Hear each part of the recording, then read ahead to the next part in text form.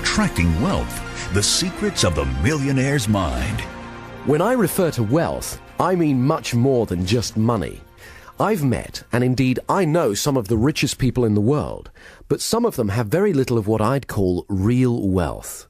Some of them are workaholics with little quality time or friends, just looking for the next million.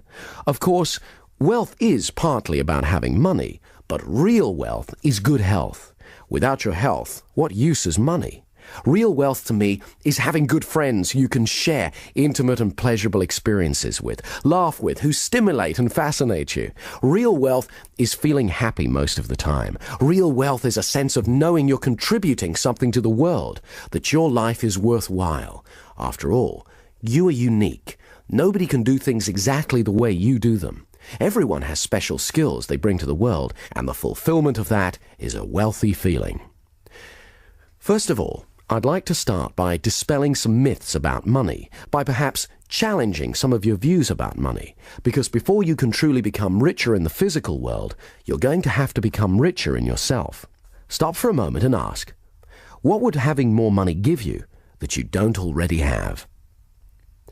Whenever I ask this question, most people have ideas come to mind like freedom, security, or power. The good news is, these are states, and it's easy to create them. But wealth is relative. When some people become millionaires, 100 million then seems like a lot, and 1 million doesn't. People who think like this can never have enough money. In a sense, they always feel poor inside. The Indian guru Swami Muktananda, upon arriving in America, stood at the airport and said, "They live in paradise, yet they'll never know it." For the next few minutes, I'm going to talk specifically about money, and firstly, why some people are good at creating money and others are not. Many researchers have found the distinction is predominantly in the way that we think. I don't mean intelligence, but thought patterns. Some people have what I call a poverty consciousness. Deep down at an unconscious level, they just don't believe they're worthy of wealth. Or they fill their heads with thoughts about why they're poor, or why life isn't fair, why others have so much more than them. If you've got thought patterns like that, we're going to change them, because this part of the positivity system will help you reprogram yourself so you automatically begin to think more like a millionaire. As the author James Allen says in his book, As Man Thinketh, a particular train of thought persisted in, be it good or bad, cannot fail to produce its results in the character and circumstances. A man cannot directly choose his circumstances, but he can choose his thoughts, and so, indirectly, yet surely, shape his circumstances. Research has shown that a massive proportion of those who suddenly get enormous sums of money, for example from lotteries or inheritance, are great at losing it all very quickly. 80% are actually worse off financially just 2 years later. That's because inside they still feel poor, and the mind has to prove itself right.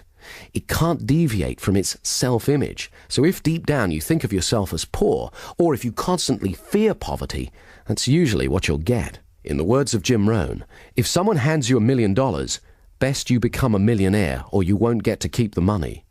You need to have the self-image of someone who deserves great wealth. What we're going to do next will help you develop and install in your mind a prosperity consciousness, which is much more than attracting money. It's a change in your self-image to one of greater harmony, so you begin to notice the abundance that surrounds you, taking so much more pleasure in everything. If someone has money problems, that's usually only a symptom, but not the root cause of the problem. There's something in them that needs to change. This isn't just another get-rich-quick scheme. The positivity system helps you change your fundamental attitudes towards wealth. As the saying goes, give a man a fish, he eats for a day. Teach a man to fish, and he eats for life. So what is money? The earliest system of trade was bartering. Eventually, coins were used to represent the value of things. They were the first IOUs. Then came paper money. A dollar bill is an IOU from the government. They used to print only as many dollar bills as they had gold reserves to support in the bank. However, in the 1940s, the governments of the world decided to abandon the gold standard system. Since then, they've been printing money like it was going out of fashion. So now there's only a fraction of gold in reserve compared to the amount of paper money in circulation. Even paper money is being replaced by plastic credit cards and numbers in computers. So money is essentially a symbol. Quite simply, money is a form of confidence. Say, for example, you and I are sitting here and we have $1 bill between us, and we pass it back and forth. If we do it really quickly, in a week we could spend $1 million. Money is the oil in the machine of the economy of a nation. It allows the flow of goods and services. Another way of looking at money is as packaged experience. Your efforts and work is translated into money, then it's translated back into a vacation or an automobile or whatever. However, some people view money as a commodity, wishing to acquire money for money's sake. These people often fear not having enough money, so they hoard as much as they can. This slows down the economy of a country, just as it's harder for an engine to work without enough oil.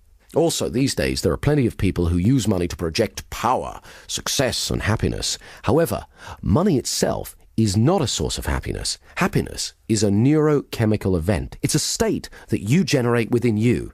History's littered with people who found that money alone wasn't enough. Elvis Presley, Howard Hughes, Marilyn Monroe, Christine Onassis, and the Gettys are all prime examples. The musician Ry Cooder said, "All the money in the world is spent on feeling good." But you already know that good feelings are just states of mind and body. So part of the equation of becoming wealthier is simply to cut out the middleman and just have the good feelings that the money would have given you. Some people say, well, I can't feel self-respect or achievement until I have a certain amount of money in the bank. Of course, it's great to have targets and goals, but why don't you make one of them feeling good now? Let's talk about negative thoughts about money.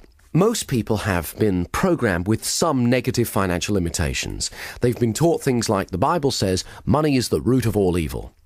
What the Bible actually says is the love of money is the root of all evil. That is the acquiring of money for its own sake. Or they've been told that there's only a finite amount of wealth and that the more you have, the less there is for others. Again, this is more garbage. It's actually common in our culture to hear terms such as filthy rich or fat cat, which are indicative of an unconscious mistrust of money. Our unconscious beliefs about money affect how much we're able to create. If, say, you believe money is bad in some way, you'll unconsciously sabotage your attempts to create more money in your life. For example, some artists believe that they cannot have commercial success because that compromises their artistic integrity. Other people believe that you can't be a good person unless you're always helping others, even if it's to your own detriment.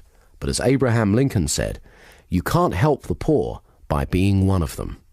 Some people stay poor because it's safe, it's what they know, but it's not what they're truly capable of. Quite simply, the outside world is a manifestation of our inner world. As you use the positivity system, you're going to let go of any old limited ideas you've had about money and program your mind to become more prosperous. Limited ideas about money are historically derived. During the Middle Ages, the feudal system gave wealth to a privileged few, whilst the masses were tricked into believing that poverty was their salvation. This hierarchical system of power assumes that there's only a finite amount of wealth to go round, implying a scarcity of wealth, and is like some of the corporations of today where power is top-heavy and everyone competes for their position. In some cases, poverty was glamorized, and for many years it was actually considered a Christian virtue. Some people who grew up in the last century during the Depression or experienced rationing of food and essentials during the Second World War have unconscious beliefs that there just won't be enough to go round, and many of them have inadvertently passed them on to their children. One of the extremely negative attitudes about money is holding resentment towards someone else's wealth. That comes from a place of very low self-esteem, and it keeps those people stuck. It's better to wish the best for others. When it comes to money, nearly all the self-help and metaphysical books refer to something called the law of attraction. The law of attraction is a useful metaphor for synchronicity, which can be described as the appearance of meaningful coincidences or incidences of chance. For example, have you ever thought about someone, the phone rings, and it's them? Now, is that telepathy, some kind of magnetic attraction, or just coincidence? Have you ever thought about, say, getting a particular car? Then suddenly you see that type of car everywhere. Maybe you're just noticing how many of those cars were there already. Wouldn't it be good to attune your mind to notice how many opportunities there are to become wealthier? Some people believe the mind is like a magnet, that what we hold uppermost in our attention, we attract to us. In other words, we always get more of what we focus on. In music, there's something called the principle of sympathetic resonance. If you have two pianos in the same room and you hit a C note on one piano, you'll find that the C string on the other piano will start vibrating in resonance at the same rate. In the same way, you're always attracting people and circumstances that resonate with your predominant thoughts. Whether you choose to believe in the law of attraction or not, it's interesting to note that many highly successful people do. Those who focus on the positive in life and attract it to them are called lucky. I personally believe we create our own luck. That is what's meant when it says in the Bible, "A man is what he thinks about all day long." Your thoughts are an energy that are powerful and creative. I've found that most wealthy and successful people tend to employ the same simple habits and beliefs about prosperity. However, the same rule of habits and beliefs applies to poverty as well.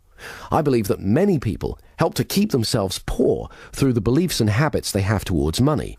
They use the evidence that their lack of money has made them poor, whereas sometimes their poor behaviors in relation to money is what keeps them from experiencing abundance.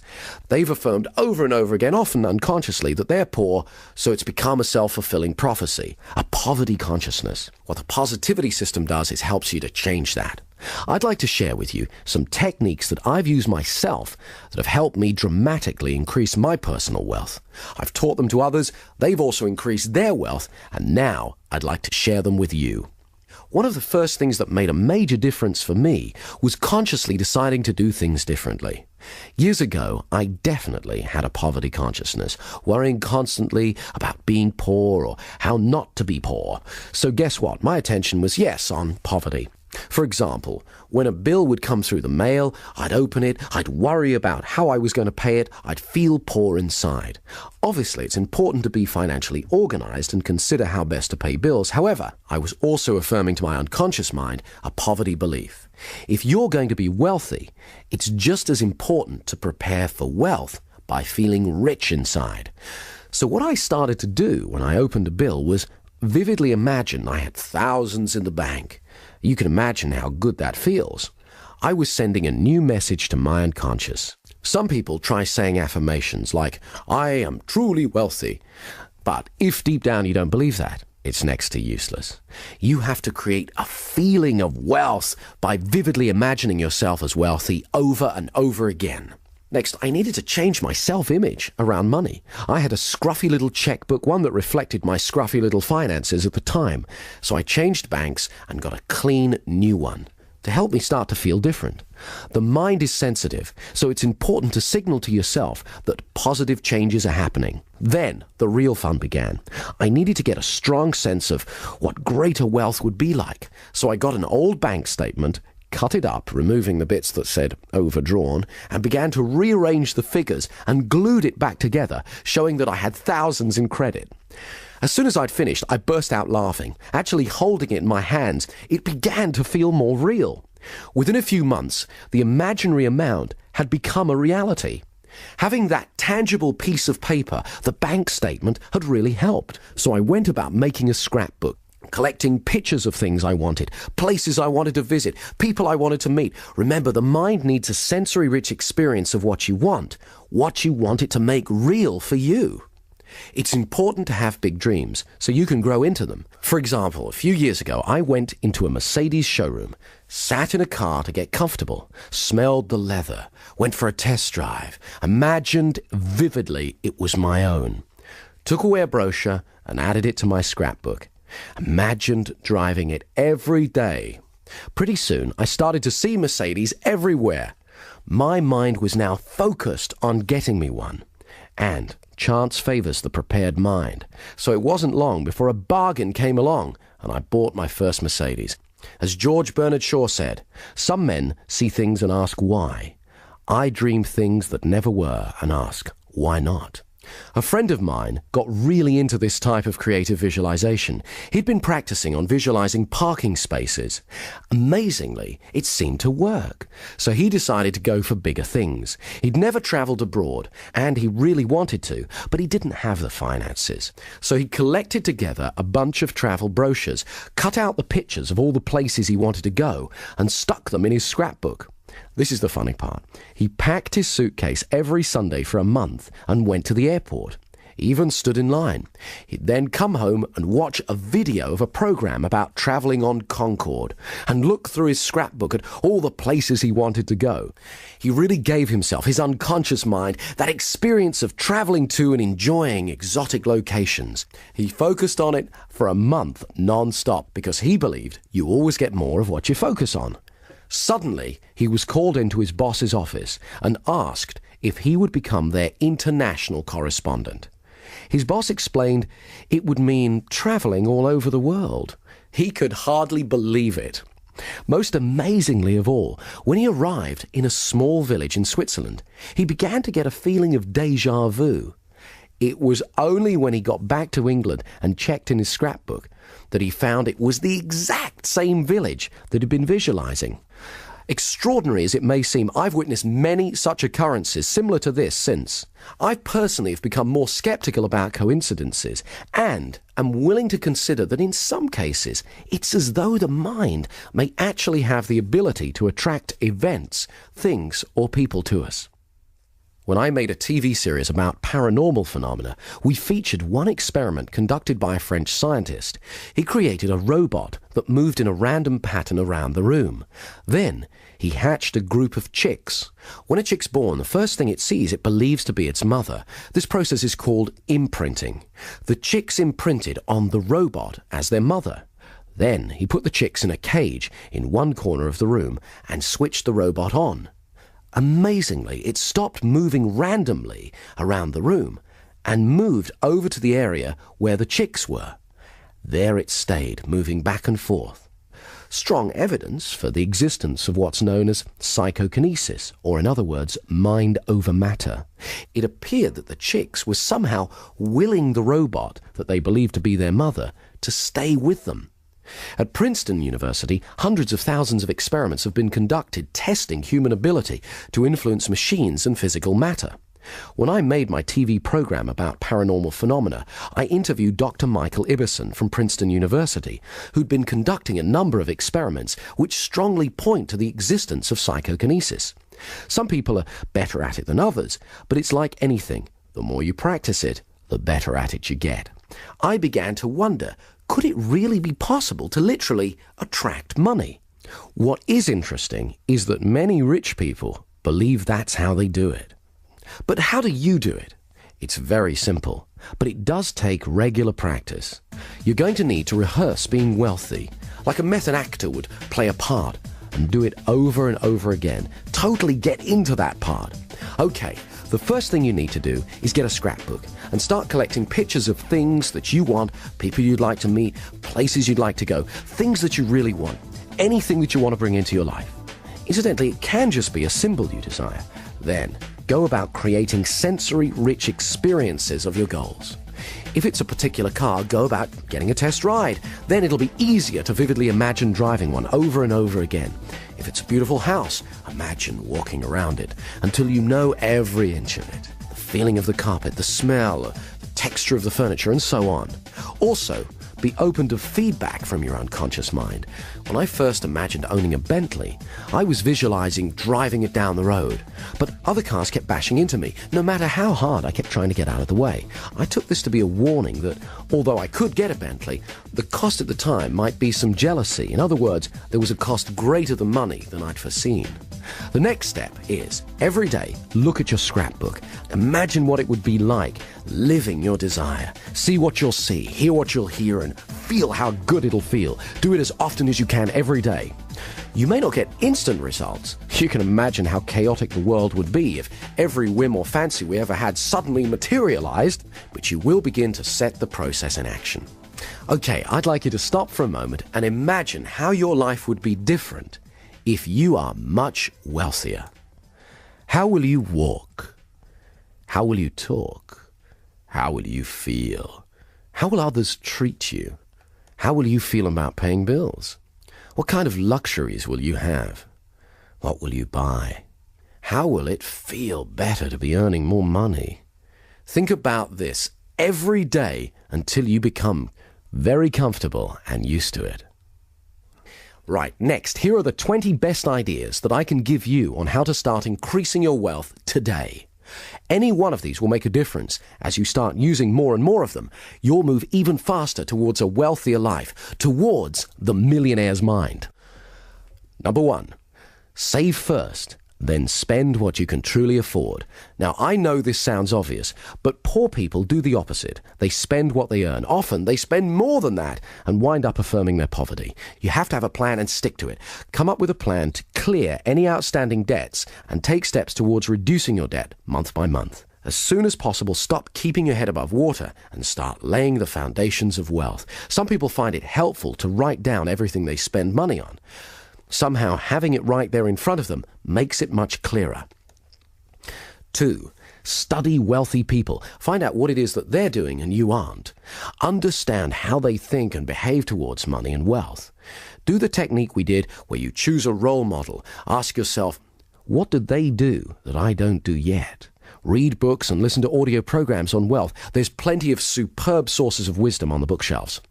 3, ask for help. I find that as long as you're polite and respectful, most people are willing to help. There are other reasons why asking is a good practice. It makes other people aware of who you are and lets them know you take yourself seriously. It's a sign of self-worth. It also gives others the pleasure of helping you. Not everyone will offer to help because they don't want to impose. So ask and give them the opportunity and the pleasure of helping. It's good for their self-worth as well. As Charles Givens, the author of Wealth Without Risk, says, if you want to learn about money, learn from somebody who has a lot of it. Many of the most successful people I know have said that they wish more people would have the courage to ask them for advice. 4, do regular visualizations. Create a sensory-rich experience of what it is that you want so your unconscious mind can get a clear idea. Also, walk around for an hour each day, imagining you have everything you want. Walk into a restaurant as though you are a multimillionaire or a famous rock star or whatever it is that turns you on. Do it like a method actor would, totally get into the part, because it conditions your mind to get used to success, and it's a lot of fun. 5, make a joy list. Think of everything you love doing. Then, regularly treat yourself. Let yourself know that you really care about yourself. How do you expect other people to treat you if you don't occasionally treat yourself? 6, continually stretch yourself. Dare to dream and think big. Push the limits. I don't mean take unnecessary risks, but most achievement involves some leaps of faith. You can either choose a life of getting by and surviving, or you can push the boundaries. That's how human beings grow, by stretching. As the saying goes, if you keep doing what you've always done, you'll just get more of what you've already got. Highly successful people are continually stretching themselves. Stretching means moving out of the comfort zone. It's easy to become complacent and get stuck. However, if you continually look for bigger challenges, then you continually grow. It's important to have big dreams so you can grow into them. As Donald Trump says, you have thousands of thoughts every day. You might as well make them big ones. 7, get comfortable with money. Carry an appropriate amount of money. Get used to having it on you. Get comfortable with it. This sends an important message to yourself. One technique I used was to practice writing out checks and paying in slips for millions of dollars until I felt comfortable doing it. Obviously, don't leave them lying around. Doing that process meant that I was able to feel comfortable paying out large sums of money and to paying in large sums of money. So I conditioned myself to become a wealthier person. Far too many people are scared by large sums of money. When you get more money, your financial pressures don't get smaller. They get bigger. But that's the fun of it, because you become a more capable person. You have to be prepared to accept the responsibility. Be ready to play the bigger game. The bigger the challenges, the bigger the rewards. Like mastering any new skill, you do it one step at a time. Rehearse success over and over again, and then have it happen in the real world. Imagine what it's going to be like to be wealthier, so when it happens, it's not overwhelming. It's a pleasure. Number 8, Always give more than you're paid for. That way, other people will have a feeling of value towards you. It was only as long ago as the 60s that Japanese products were generally considered cheap and tacky. The legendary corporate consultant Edwards Deming largely helped in changing that. He developed a strategy that was adopted by the Japanese that focused upon two simple but important ideas: quality control and constant improvement. Nowadays, Japan is a nation of industrial might. By changing their beliefs about what was important, they became wealthy and powerful. It's easy. Just ask yourself, how can I do it better next time? Constantly look for ways to improve. Number 9, an attitude of gratitude. Now, I know it sounds like a cliche, but it really works. An attitude of gratitude is the exact opposite of a poverty consciousness. When you start to regularly think of all the good things you have, of how fortunate you are, that sends a strong message of abundance to your unconscious mind and creates a flow of prosperity. One of the single most important things you can do is make a practice every night before you go to sleep of thinking through all the good things in your life, your health, your friends, your opportunities, where you live in the world, and so on, and say thank you to God, to life, the universe, whatever it is that you feel most comfortable doing. A friend of mine has a great saying along these lines: today's gratitude buys you tomorrow's happiness. Of course, this also applies to people. Others love genuine gratitude, and it encourages them to help you again and again in the future. Number 10, stop seeing poverty as a problem and treat it as a challenge. Most wealthy people have to overcome it at some time in their lives. You don't have to make millions overnight. Just start making a bit more and more each day. Number 11, watch out for those old patterns of affirming poverty. For example, don't steal paper clips from the office. Anyone who's truly wealthy wouldn't need to. Feel good about paying bills. They're from people who believe that you can pay. They're more symbols or affirmations of wealth. Number 12, stop wasting time on unimportant things. Figure out what's most important to you and prioritize your life accordingly. I used to get caught with this one. Let's say your time's worth $100 an hour. Spending 2 hours calling round trying to get a lower price on something of $50 is bad money and time management. Number 13, write down good ideas as soon as they come to you. Very few people actually bother to do this. Keep a pen and paper handy or a pocket tape recorder. That way you won't be discarding your genius. Sometimes one idea could make you $1 million. For example, if you ever had an idea for a product or service, a few months later, you see it being marketed by someone else. What's the difference between you and them? They took action. They made a note of their idea and then they went out and did something about it. 14. Regularly practice the positivity techniques. For most people, opportunities to become wealthier present themselves every day without being leapt upon or even noticed. By practicing the techniques again and again, you're conditioning yourself to focus on wealth. Financial success is simply a matter of holding certain beliefs and religiously practicing certain actions consistently. Very few multimillionaires get to be rich by accident. They do it by certain ways of thinking and behaving in the world. Now it's your turn. 15. Make sure you pay yourself.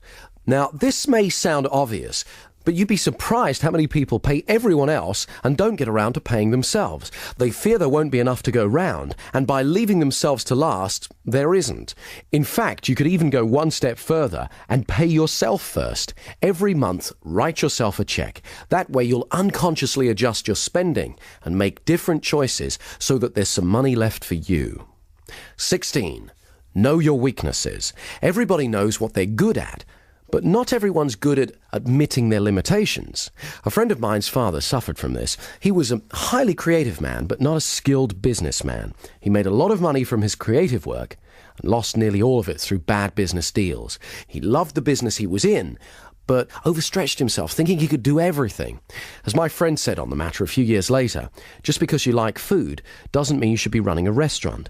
There's some things I'm not good at, so I can either spend time and effort mastering them or hire someone else to do them. Number 17.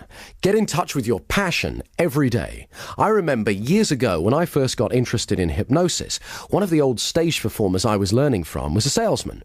He couldn't go for long without selling something to someone. We'd be out and he'd strike up a conversation with a person on another table. He'd find out their needs and offer to sell them what it was that they wanted. Often he didn't even have it. He'd then have to go and acquire it himself. He loved the thrill of persuading someone else. One day he knocked on my door and asked me to drive him home.